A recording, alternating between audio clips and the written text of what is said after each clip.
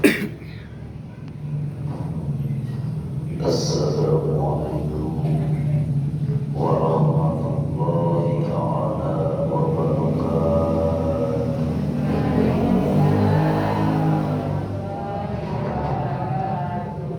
Alhamdulillahi rabbil alamin, wa bihi nasta'inu ala umuri dunya waddin, wa ala alihi wa sahbihi ajma'in.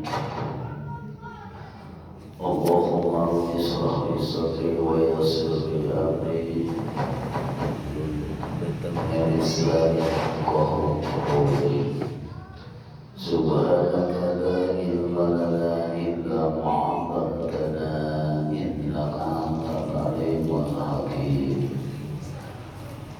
Allahumma inna nas'aluka hadal jam'ah min husnil khatimah wa na'udzu bika min syarril 'aqibah wa na'udzu bika min su'il khatimah bi rahmatika ya arhamar rahimin. Amin ya Allah. Para ibu sekalian ahli istiqamah minasatu alhamdulillah. Inna taqiyyu sakumaha biasa kita lain urang yang bertemu karena Allah lewat kegiatan yaitu melaksanakan ngaji. Nah insyaallah tingkatan ngaji berarti urang kudu menuju kepada Allah, karena tiada lain urang dibawa sadayana oge dimulai sepuh kaya lanang dibawa ke masjid ku Gusti Allah. Tapi bila mana Allah nak digoibkeun di dalam hati kita, maka tidak akan ketemu. Maka dengan itu insyaallah ibadah sedang bahas tentang masalah wudu syariat ataupun wudu hakikat. Sekalipun aurat lelaki atau orang perempuan di sisi manusia atau di sisi Allah, tentunya orang atau nabi batal orang di sisi manusia mah ketika orang yang melaksanakan sholat rek pertemuan jeung Allah hukumna wajib melaksanakan wudu heula. Dan tentunya eta disebutkan hadasna adalah hadas leutik disebutna. Aya sakarajeun anu disebutkeun hadas gede. Kalau secara syariatna ibu nu diwajibkeun ngalaksanakeun adus.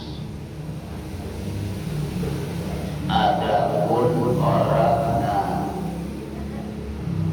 orang di sisi manusia ibu geus teu ragu deui lamun ditanya orangna ibu atau wanita antara orangna ibu jeung manu jeung pamegat benten. Istri orangna sakabeh badan bila mana sholat kecuali wajah. Pamegat orangna adalah nu kabuka ketika melaksanakan antara pusar dan lutut baina paham itu ibu sadayana tentang masalah batal syariat atau orang syariat ketika rek menuju ke Gusti Allah. Kalau orang anu dikonsumsi ku ruhaniah atau sokrajen disebut orang hakikat di sisi Allah itu mana?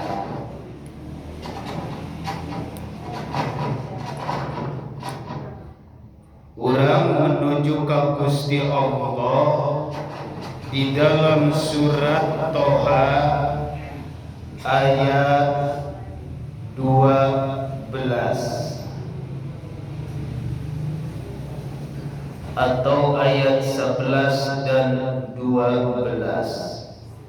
Bismillahirrahmanirrahim. Falamma ataha nudiya ya Musa inni ana rabbuka fahla'na laik innaka bil wadil muqaddasi. Itu ayat-ayat yang menunjukkan bila mana manusia rek menuju ke Gusti Allah, maka itu tetap harus dibersihkan. Secara syariat manusia rek ngalaksanakeun salat wajib wudu atau menghilangkan hadas gede sekalipun orang harus tertutup. Atau bila mana orang arek lebet ke masjid berarti pahla'a na'laika, orang tak boleh pakai sendal kusabab arek ngaji tempat di masjid tempat bersih. Ayeuna sedengkeun urang rek menuju ka Gusti Allah, rohaniah urang rek menuju ka Gusti Allah. Lamun rohaniahna urang masih dalam keadaan kotor, maka tidak akan diterima itu sholat, tidak akan dikabul itu doa. Kenapa?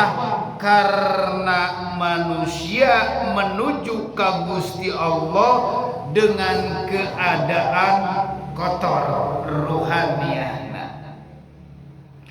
Manakah kotor itu? Contoh lamun urang keur ngalaksanakeun salat, bila mana keur salat ada bisikan merasa di dalam diri urang yaitu melakukan dosa. Contohna keur salat sok rajeun ada ujub. Awas, ini ngaji tauhid supaya sholat orang diterima, ulah habitat akmaluhu, ulah ditolak amalna. Sholat mah getol.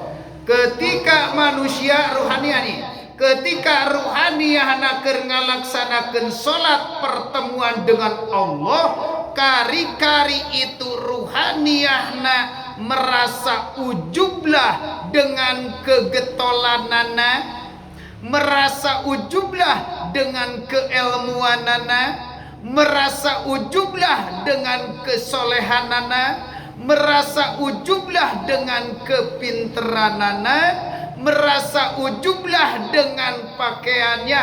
Itulah yang dikatakan lamun punya wudu adalah kentut. Itulah rek menuju ka Gusti Allah teh batal ku ayana wudu.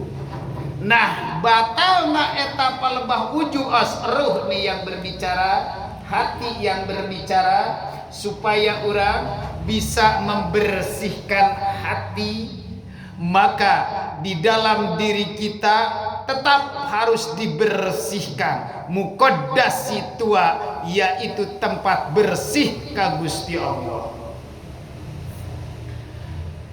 Mangkila sok rajin urang mah lamun salat entong keur salat ayeuna keur ngaji, itu iblis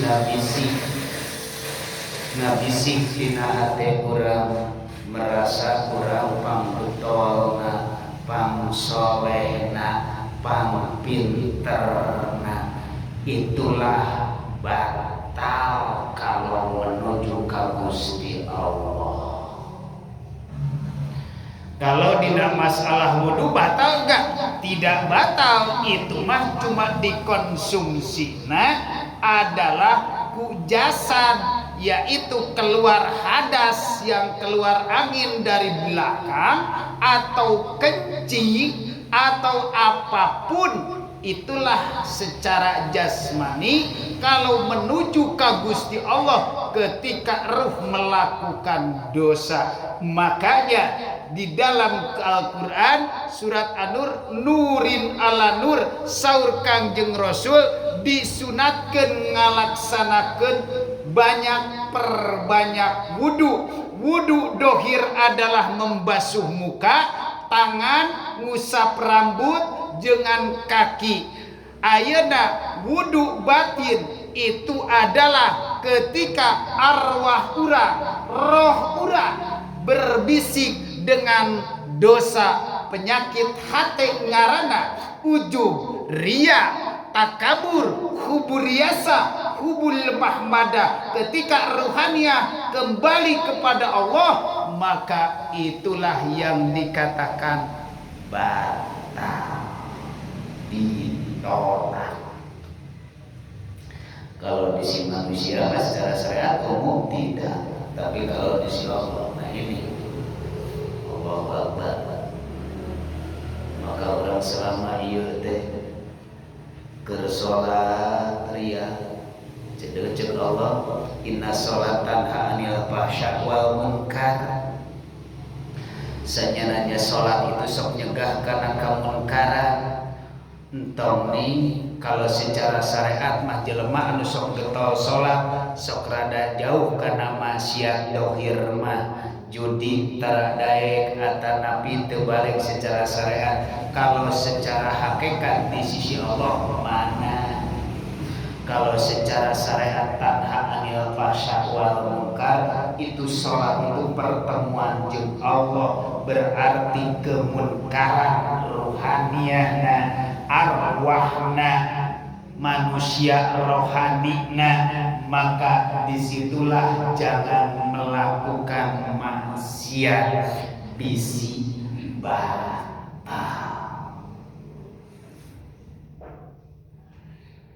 Sering kalau astagfirullah Al-Quran dari dalam Al-Quran, cuman jarang dibaca. Tak mau Allah yang berkehendak. Sekalipun saya pribadi selama ini Masya Allah salat yang selalu menuju kepada Allah, hati teh hesek bebersih. Sedangkan Allah itu tempat bersih. Tempat bersih dia lamun dibawa kudu kotor teh pasti ditolak. Enggak boleh kesini dulu kotor. Ayeuna sedangkan orang berhadap ke Gusti Allah mata gampang itu iblis ketika orang melaksanakan sholat dibawa kana pagawean, dibawa ka itu kadieu. Masya Allah. Nah ini anda rabbuka mahla dabai. Sedangkan ayeuna dina palebah wudu dohir pun ayeuna urang kadang-kadang ngalaksanakeun jarak. Kadang-kadang dari dulu beribadah selalu, wahai ibu-ibu siapapun yang selalu berasa dalam diri kita sudah ingin untuk melaksanakan bersadar kepada Allah, banyakkanlah wudu supaya sadar ruhaniah, supaya ruhaniah nang urang ngalaksanakeun sadar ka Gusti Allah, ngebersihan hati daripada penyakit hati. Lamun penyakit hati kalau di sisi manusia mah penyakit, padahal itu muncul kalau dibongkar secara ruqyah ruhaniyah. Masya Allah. Nah itulah batal di sisi Allah. Mata ayeuna orang belajar tinggal ningkatkan. Silahkan secara manusia biasa umum. Kalau untuk dikonsumsi secara badan umum tidak robah, bahkan lebih cenderung untuk meningkatkan. Nah sekarang bagaimana kalau misalkan dikatakan hadas gede? Hadas gede kan diwajibkan melakukan adus. Bagaimana kalau di sisi Allah? Kalau di sisi Allah manusia bila mana di dalam hati yang melakukan akulah sendiri. Berat. Di dalam hati mengatakan akulah yang pintar, berarti menyekutukan Allah dengan diri sendiri. Bila mana manusia menyekutukan Allah dengan sendiri, kalau secara syariat maboga hadas gede, kalau di sisi Allah maya itu adalah taubat. Menyekutukan Allah, syirik. Allah sedengkeun urang mah keur salat, menyekutukan Allah dengan duit, menyekutukan Allah dengan penyakit, menyekutukan Allah dengan fadilah, menyekutukan Allah dengan apapun selain daripada Allah, yang selalu hati yang selalu nepuingan selain Allah, itu adalah togut, berhala, maka itulah hadas gede dikatakan. Maka alhamdulillah berusaha beribadah sore masih tahap belajar. Kerana laksanakan teh kirang bara orang lamun tahap belajar, masya Allah olah dilihat ku Gusti Allah. Tahap belajar sholat, cara sholat khusyuk. Kalau ditingkatkan lebih meningkat lagi, seolah-olah orang masa benarnya tidak bisa melakukan sholat. Karena orang makhluk, aringaran makhluk mah teu daya teu upaya. Disolatkan ku Gusti Allah, dirukukan ku Gusti Allah, disujudkan ku Gusti Allah, ditakbiratul ihram ku Allah, diatahiyatkan ku Allah. Selalu sadar jadi makhluk. Itulah yang dikatakan hamba.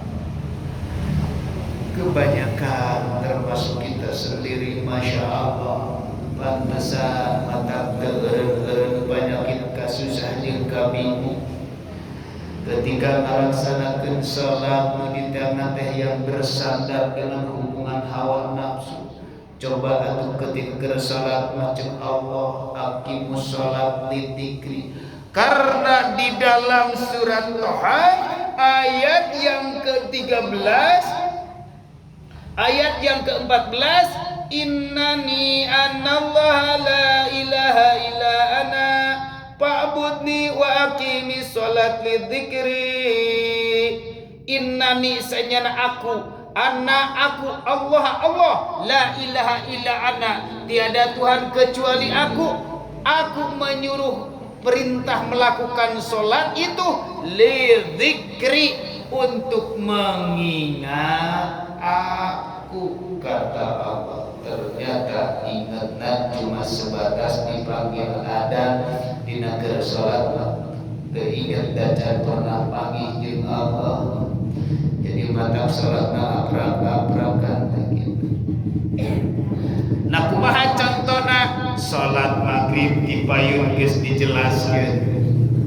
Salat maghrib hati yang berbicara, surupkan dirimu di hatimu, yang ada hanya Allah yang berkuasa. ketika datang waktu mega berem, cirina datang waktu isya, mega berem itu adalah lampu merah, harus berhenti merasa wujud, berhenti merasa berkuasa, berhenti merasa segala-gala. Datanglah Aisyah, yang Esa itu tiada lain Allah sendiri. Sholat Isya, sholat Esa. Bila mana manusia sadar, selalu sadar dengan seperti itu, di dalam hatinya mengatakan yang Esa tiada lain hanya Allah, aku tidak berkuasa, tiada kekuasaan Allah, ini hanya kuasa syariat. Di dalam rumah tangga, mengurus dalam rumah tangga tiada lain, ini hanya yang berkuasa di dapur tiada lain hanya syariat, yang sebenarnya nama hakikatnya Allah. Terus tidak ada berhenti hati yang selalu seperti itu. Diantarkanlah zikir dengan zikir nafas atau zikir ruh, Allah. Tidak berhenti manusia yang selalu bertahajud, karena manusia sudah bangun ruhaniahna menuju ke Gusti Allah. Terus keberhentian tinggal laksan, berjalanlah tajri min tahtihal anhar, berjalan ngalir, tidur ditidurkeun ku Gusti Allah, hudang dihudangkeun ku Gusti Allah, salat fajar disalat fajarkeun ku Gusti Allah, salat subuh disubuhkeun ku Gusti Allah, diberangkatkan kerja selalu diberangkatkan ku Gusti Allah, disalat duhakeun disalatkeun duha sadaya ku Gusti Allah dalam ruhaniah. Manusia zaman kiwari mah sare disarekeun ku kacape, dihudangkeun ku pekerjaan, dilelahkeun ku kesibukan, teu sadar padahal itu sadayana ku Gusti Allah. Manusia kalau di sisi Allah datang waktu malam itu kan tidak ada. Nah, kembali karena orang kalau di sisi manusia bagaimana? Kalau orang secara syariat, orang secara syariat mah ibu adalah wanita atau Hawa. Wanita itu sakabeh badan ketika melakukan sholat ilal wajhi, kecuali wajah. Pamegat oratna mana? Oratna pamegat antara bujal jeung tuur. Kalau di sisi Allah mana orat itu? Orat itu kalau di sisi Allah, supaya paham dan supaya menghayati urang Gusti Allah, karena selama ini ruhaniahna urang berpingsan can sadar sini. orat di sisi manusia dicontohkan di dalam surat Al-Baqarah tentang masalah Kangjeng Nabi Adam alaihi salam. Wa idz nazzainakum min ali fir'auna yasumunakum su'a. Wala taqrabu hadis sajarata fatakunanna minadh dhalimin. Itulah ayat. Wahai Adam, janganlah engkau mendekati ke pohon khuldi. Itulah yang dikatakan orat di sisi Allah itu adalah buah khuldi. Manakah buah huldi? Kalau secara syariat berpikirna, pasti manusia buah huldi itu di surga seolah-olah kawas buah mangga. Padahal kalau di sisi Allah, ketika manusia di dalam batinnya, makanya Nabi Adam cek Allah, wahai Adam, janganlah engkau mendekati buah huldi. Kenapa Gusti? Gak boleh. Datanglah iblis telah meledahi pujalna atanapi pusarna Nabi Adam ibu. Mata iblis masuk sok rajin kana pusar. Disitulah iblis masuk lewat pusar. Cek iblis, wahai Adam, Tuhanmu itu melarang untuk makan buah huldi. Kenapa? Karena buah huldi tiada lain pang nikmat-nikmatnya buah di surga. Benarkah? Benar. Cobaan Nabi Adam. Cerita ini sudah pada tahu karena ibu sering ngaji tentang babakan syariat. Tapi itulah yang dimakan buah kangjeng Nabi Adam sampai ke patakunan naminat dolim mata muncukullah dikatakan disebutkan secara syariat gondok laki lamun wanita adalah payudara sok raja disebutkan buah wuldi anu aya dina dada muncul geus eta ceritana. Buah huldi itu di mana? Yaitulah Nabiullah Adam, manusia yang selama ini merasa keakuan. Contohnya pribadi atau nabi pribados berkata tentang masalah rahasia ini. Bila mana hati berkata, akulah yang dipahami, akulah yang tahu, akulah tahu tentang rahasia. Bila mana hati kami berkata seperti itu, maka itulah orat di sisi Allah terbuka. Mata nu aya dina jero dada, dina hanabun dada, eta dikaluarkeun. Berarti orang terbuka di sisi Allah. Buah kehidupan, segala apapun yang selama ini kita lakukan, walaupun ibu rasa berkuasa, walaupun ibu merasa pintar, walaupun ibu merasa segala-galanya, itulah buah huldi dikonsumsi di dalam batinan, maka itu buah huldi akan muncul. Maka ketika ngalaksanakeun salat pengen dipuji, ketika ngalaksanakeun ngaji senang dipuji, itulah kenikmatan.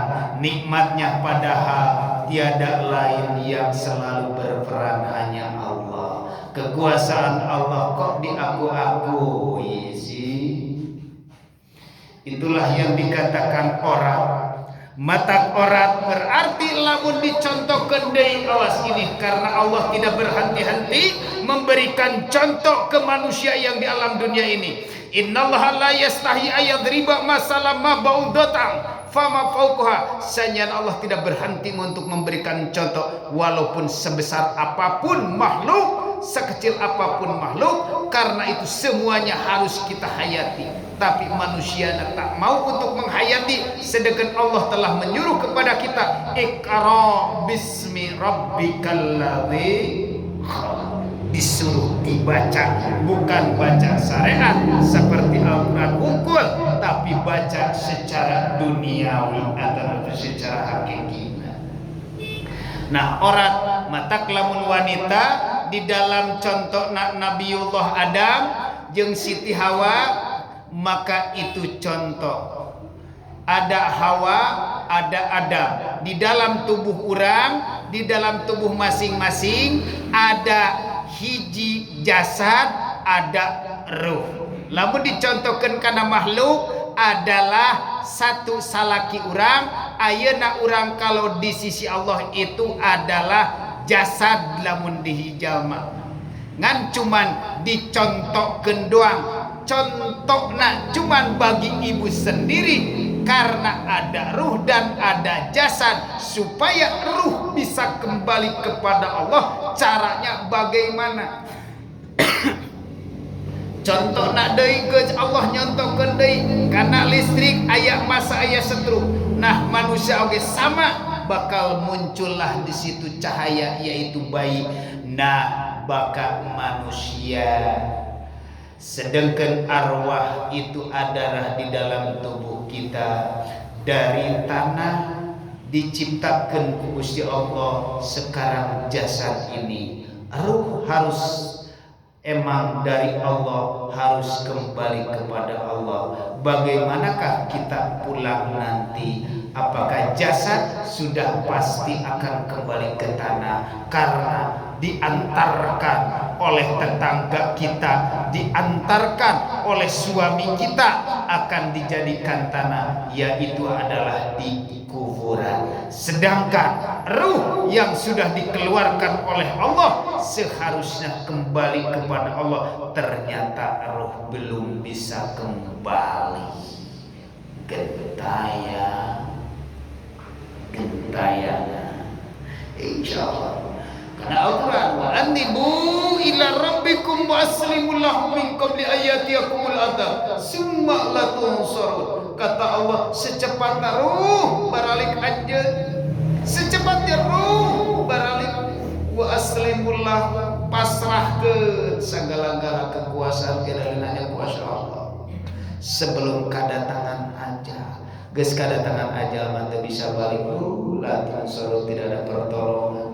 Paling nungguan COD kiriman doa. Inilah calon wali-wali Allah nih, jamaah ibu-ibu yastamil qaul, daik mendengarkan ngaji babakan syariat hakikat ma'rifatna. Calon wali Allah di sisi Allah akan jasadna.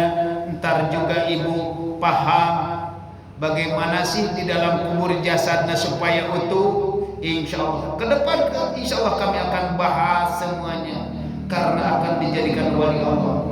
Karena tiada lain yang Allah ingin kehendak itu bukan dari nasab, tidak melihat dari masalah ustazahna, bukan tidak melihat dari kiaina, bukan tidak melihat dari ustadzah. Enggak, di sisi Allah itu sama, caranya sama. Yang bagaimana? Bakal yang diterima di sisi Allah itu manusia yang ingin untuk mendatangi ruhaniyahnya menuju ke Gusti.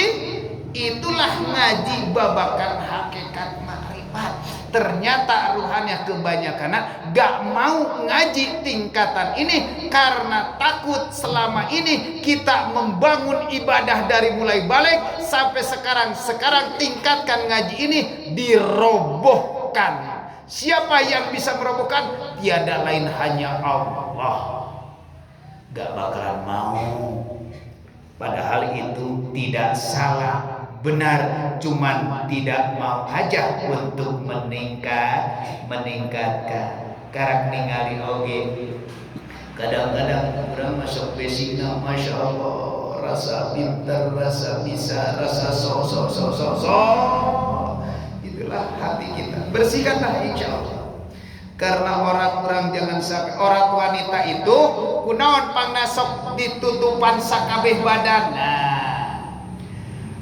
Kecuali bila mana wanita rek menuju ka Gusti Allah, kecuali wajahna.